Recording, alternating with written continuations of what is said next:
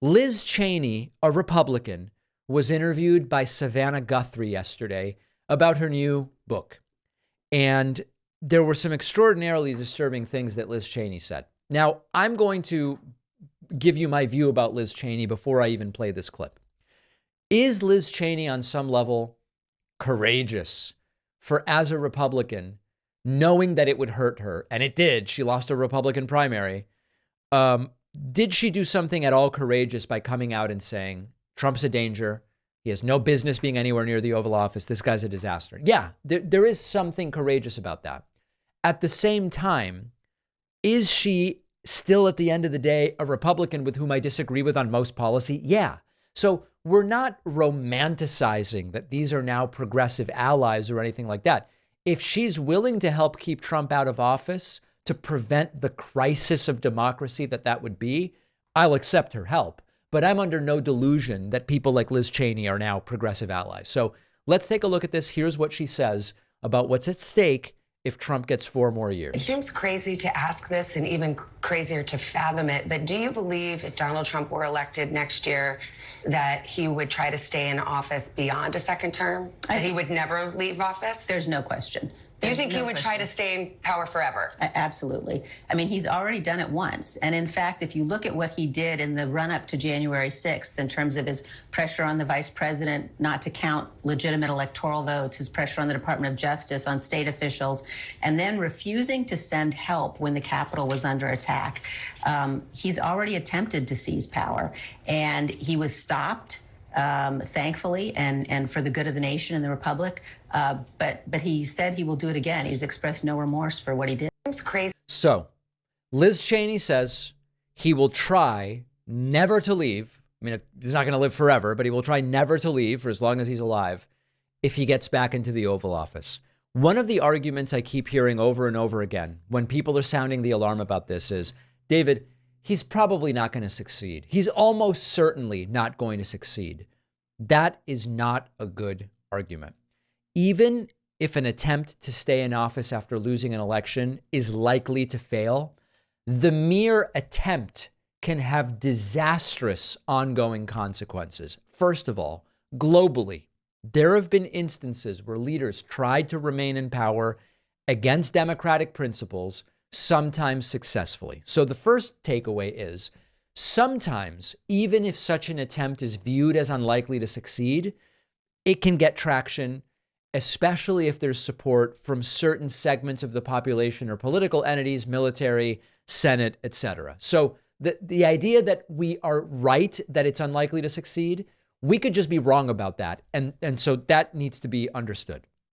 Secondly, when you try to stay in power after losing an election or serving out a term and it being time to go, it can lead to the type of civil unrest and even further political division that can get quite literally dangerous in the physical sense in terms of what it can generate out on the streets.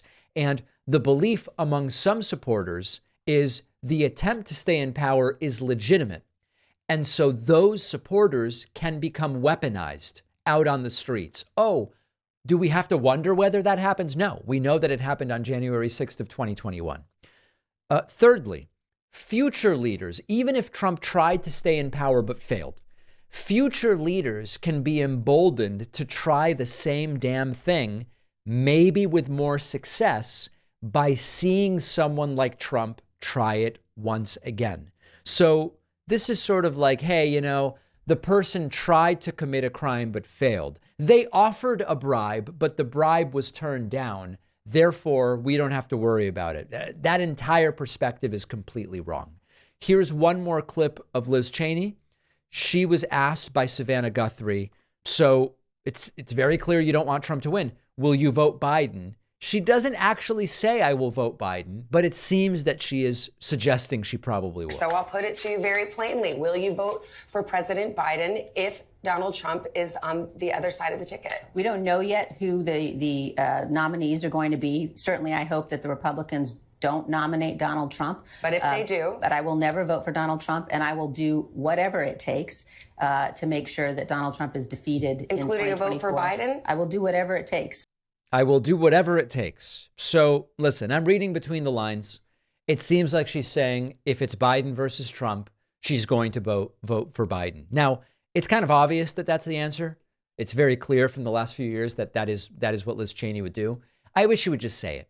And the real test as to whether she's honest on this issue will be once Biden is officially the nominee, once Trump is officially the nominee, again, assuming neither one of them die, will she be willing to say, yes, we now know who the candidates are. It's Biden versus Trump.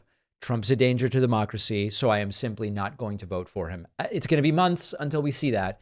I hope that that's what Liz Cheney does. Not a progressive ally, but to the extent that we share a goal of preventing the attack on democracy, that would be Trump getting 4 more years, I will accept her help gladly. I will accept the help of anybody who understands that risk. And we will see who else joins that list of folks as we get closer and closer to this election. 30 million trees are destroyed every year for toilet paper in the U.S. alone. So toilet paper is a big contributor to deforestation and climate change. Our sponsor, Real Paper, makes toilet paper from bamboo. Bamboo plants keep growing, which means no deforestation. Bamboo also absorbs 5 times as much carbon from the atmosphere as pine trees. And bamboo toilet paper is stronger than regular toilet paper and even softer.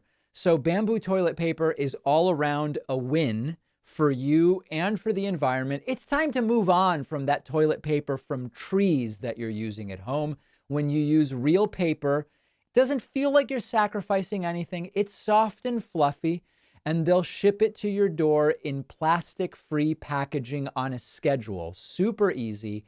With every box of Real Paper you buy, they are funding reforestation efforts across the country through their partnership with One Tree Planted. So unlike the toilet paper that cuts down trees, Real is helping to actively plant them.